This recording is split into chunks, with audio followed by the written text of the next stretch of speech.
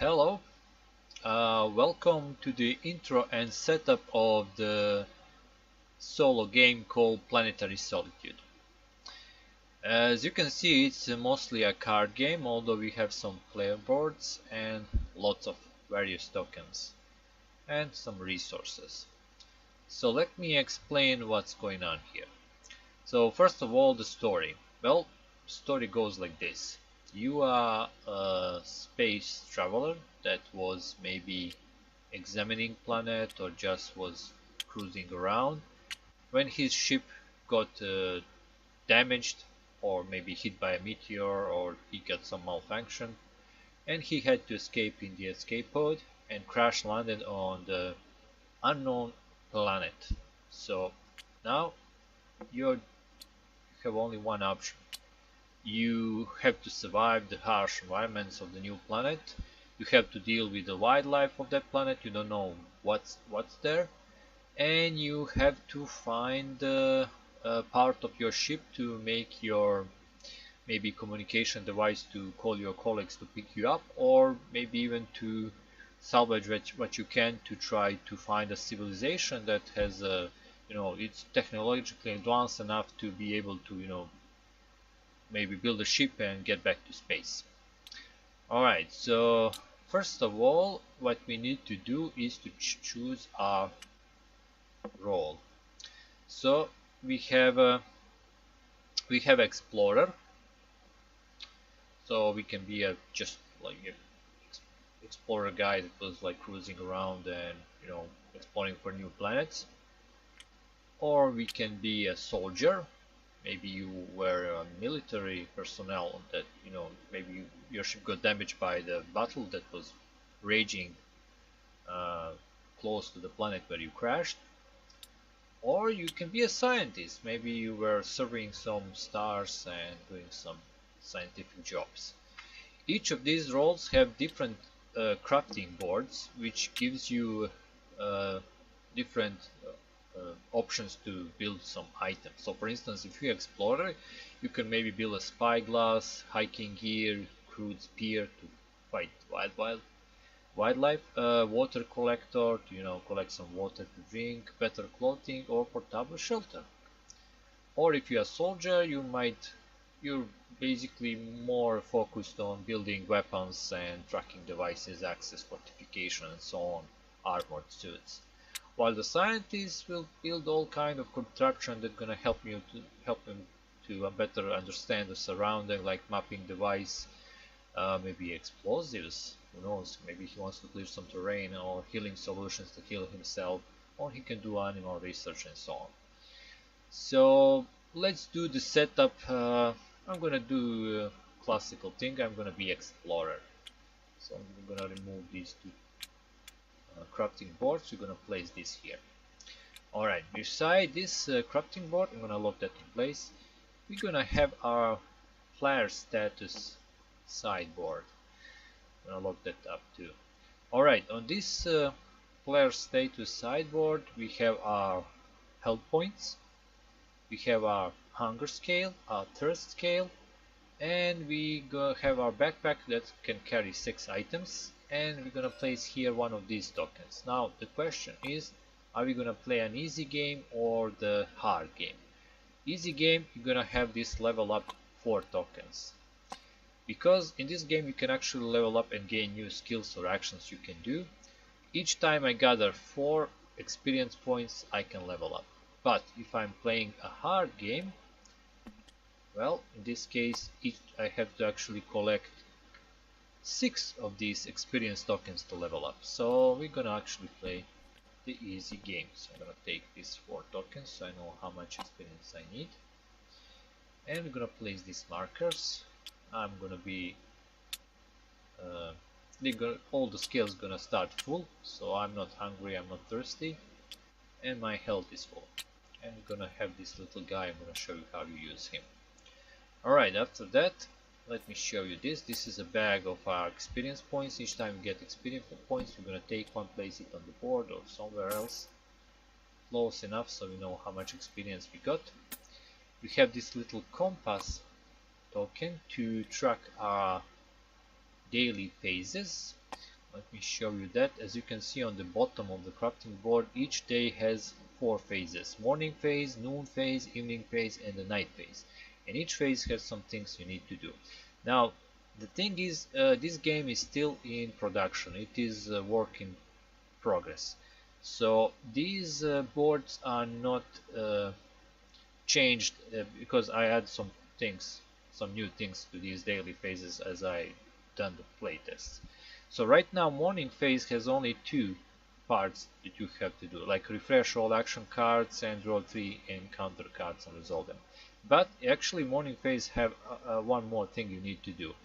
Each morning you have to eat or discard one of the tokens. Gonna show them later. And each evening you have to eat or drink or take some damage.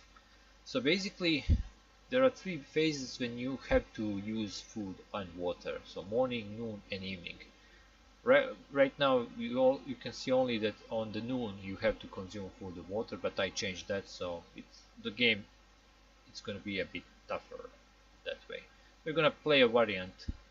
We're gonna have to eat in the morning or discard tokens. So if I don't eat, I can still discard tokens. I don't have to lower my scale down. And in the evening I have to either eat or drink, so I can choose which I'm going to do. So if I do at least one of that, I don't have to move my scales. While in the noon I have to drink and eat. That's definite. Basically you have to have one good meal and one good drink at the day. Alright, so we're gonna start in the morning phase. The next thing we're gonna do, we're gonna take our starting action cards, place them above the board. So let's see these action cards. Each of them right now I can use only once, and when I use them, when they are used, we just flip them so you know they are used. I'm gonna explain what this means. I'm just gonna doing a setup and intro right now. So you're gonna place your action cards here, and we have one D8 dice which is used with this action that is called Test Fate. Alright, after that you're gonna take your tokens and place them here underneath the status board. Now these tokens are actually resources, special kind of resources that you can use to activate your action cards and to do some stuff on these playing cards. Now let me show you how they actually look like. So on one side you have this little hourglass image which represents 1 hour. So if you actually count all of them, I have let's see, I think 10 hours to spend during the day. 1, 2, 3, 4, 5, 6, 7, 8, 9, actually more. 1, 2, 3, 4, 5, and 6 more. Yes, 11 hours. Sorry, 11 hours. So you have 11 hours to spend. But whenever you spend something, you're gonna flip the token. And some of these tokens on the other side have these stars. These are motivation. You also need to use motivation to activate some of the cards. So for instance, as you can see, this search action, if I spend the second one on the row, if I spend 3 motivation, I can actually find some items. I can, be motivated to find items searching around. Alright, so each time you spend a token, you have to flip it and place it on the board. It's going to be locked. And next time I have to spend it again, it's going to be discarded. So for instance, you see this one that have a blank on the other side. Basically, if I spend this time blank, well, it's discarded right away. It doesn't have a second function. So as you can see, I don't have a lot of motivation during the day. I have 5 motivation, but I have lots of time that I can utilize. So let's place them like this for now, and we're going to use them during the day cycle. Next thing you need to know is the resources in the game. We have 5 types of resources. We have food, we have water, we have wood, we have iron, and we have electronics. So these are the resources, if I manage to find them and gather them during the game, that you can use to craft items. As you can see, for instance, spyglass needs 1 wood, 1 iron, and 1 electronics. If I manage to build that, I can copy one one of these tokens, and I can place it here. So track to track what I actually have. I'm actually gonna place this here. I'm gonna need it later. All right. So after we done that, we're gonna take these cards here and place them all around because we're gonna use them a lot. So first of all, I have an item deck. It's full of items I can find. We're gonna shuffle that, place here. I have an action deck. So these are the cards that I can get when I level up. So each time I level up, I'll be able to get some of these action cards. Basically, placing them, the new action cards, I'm gonna place them here atop the board, and I'll be able to use them. The maximum you can have is 6. So if you want to, when you have like 6 and you want a 7 action, you will have to discard some of them and replace them with a new one. So that's how that works. Then we have this encounter deck, which is the drive force for this whole game. Shuffle that, place here. And we're gonna take these planetary zones. And we're gonna place the first card that we start the game with, and that's the crash site. Now, the morning phase says that I have to refresh all action cards, then draw 3 encounter cards. But at the beginning of the game, you're gonna skip everything that the morning phase actually is doing. In the morning, you're gonna just play 1 card and then probably add to it some cards. I'm gonna explain how that works, and resolve this 1 card and any other card that can actually come up from the deck. And then the day cycle will start normally doing everything that is written on it, with a little change when I said like you will have to eat the morning, noon, and in the evening. Right now it's not like that, but that's the variation that I'm playing right now. Alright, so I'm gonna place card here. I'm gonna place our little guy on the card so we know we are there, because in this game basically you're passing through the cards. The card's gonna build a little like a path that you have to pass and do various things on them, making some choices, some tough choices. Alright, but before we do that, we're gonna shuffle this Planetary Zones deck, take 1 card and place it here. I'll lock that card down. Now, this is like a large part of the planet where I actually crash land. It's a coastal paradise, so right from the start I crash landed on the very nice spot. Now there are 12 cards in this deck, and not all of the planetary spots are actually fine like this. I was lucky from the start to crash on the Paradise Island. Anyway, on the top you can see 3 icons and numbers, like multiple numbers on their right side. So those icons means, okay, let me get closer. These are the hills, grasslands, and the woods.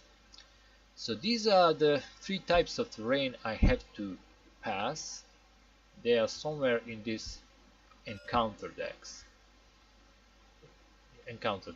So when I pass all of these terrains, I'm gonna get a new planetary zone and continue traveling. So right now I'm starting here, but who knows where I'm gonna actually get later. Also, this planetary zone has its effect, which is quite good for me right now. It says every time you would gain food or water, gain 1 additional resource of that type. So if I get 1 food, I'm gonna get another food. If I get 1 water, I'm gonna get another water, and so on. So basically pretty good, because this place is rich with food and water. It's, you know, it's coastal paradise. And there's a little story. It says this was the land of plenty, rich in beauty and precious things for one's survival. Alright, so also you can see this little star on the right corner. Well, if I pass this planetary zone, if I manage to, you know, pass 2 hills, 2 grasslands, and 2 woods, I'm gonna get 1 experience for that. Anyway, I'm gonna place that there, and yeah, ready to go. The setup for this adventure card solo game is ready. And in the next video I'm gonna start the playthrough. So thank you for watching, and we will see what will actually happen to me on this coastal paradise where I landed. Goodbye.